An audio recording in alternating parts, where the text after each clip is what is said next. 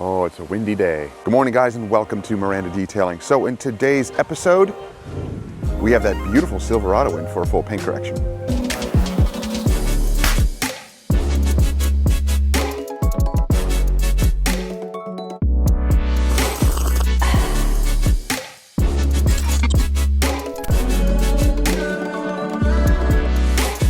So yes, it's in for a full paint correction, but no ceramic coatings. We're going to be using a ceramic spray sealant instead. So the spray sealant that we're going to be using is from Purist. This is actually a spray coating, technically. So you'll see how we apply that. Ew. Aw, poor little buddy. You're fine. Oh, well then good. That's where you belong. That's where you belong. So here's the truck, and it is a beautiful blue metallic. Gorgeous. Now it's got some defects that the customer pointed out to us, namely these. Ooh, oh, it's really bad. And it's got a few other light defects here on the doors. Ugh. Ugh. The trim needs help. All the nasty bits down here. Now to begin with our pre-wash, we want all those nasty bits off the paint before we do our contact wash. So let's show you how we do that.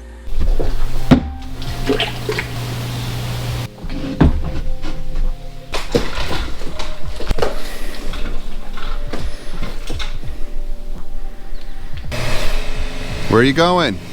The truck's over here. You missed it completely.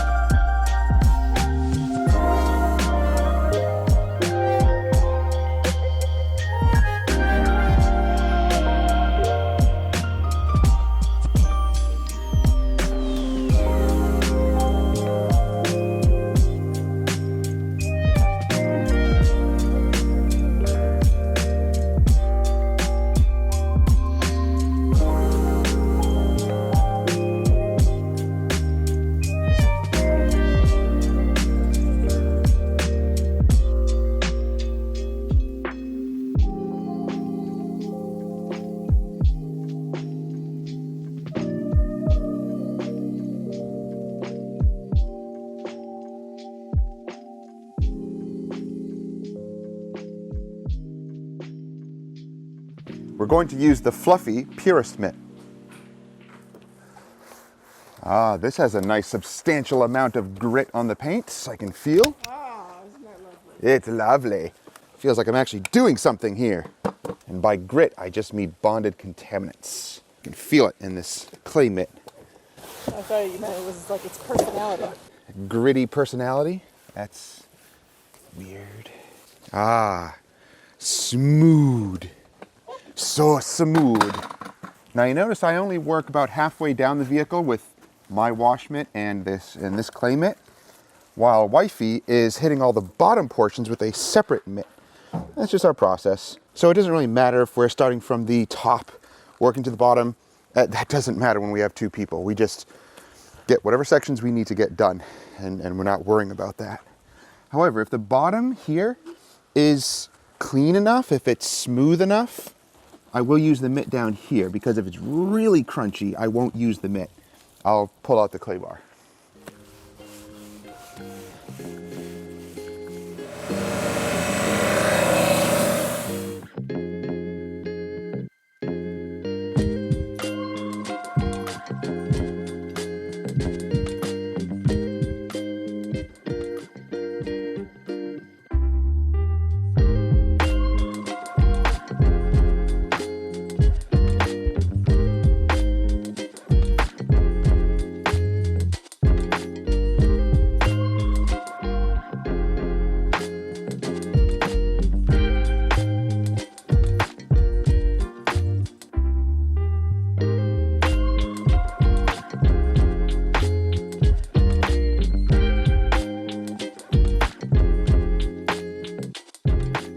And as we look at the paint, it's got some water spots.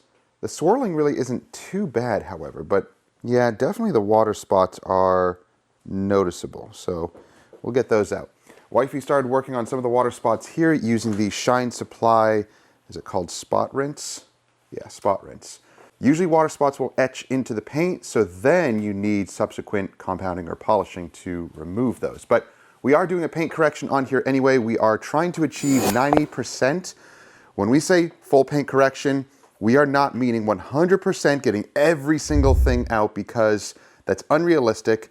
This is a truck that's used daily, so we're not going for perfection. But the customer does want it looking its best relative to its condition and how it's maintained. So that's what we're going to achieve today, and what we're going to use are the Shine Supply compounds and polishes. So the flat top can be used on rotary or dual action. So we're going to use our microfiber discs. We're going to use foam pads to finish polish. We're going to use a combination of the flat top on really bad areas and then classic cut on the rest of it. And then we'll see if we'll need this or not, the classic finish plus, or we also have classic polish. So we'll see which one we need in the end. And if we take out our hand light, then we can look around the paint. Yeah, you see, it's really not too bad. Very light. Marring, you can see, and you can pick up the water spots. So we'll see if we can remove those completely. I want the water spots to be reduced as much as possible also. And as we look at the paint down towards the bottom, wow, still, again, it's really not bad. Very good job, customer, of keeping this thing relatively swirl-free. I mean, that's not bad at all.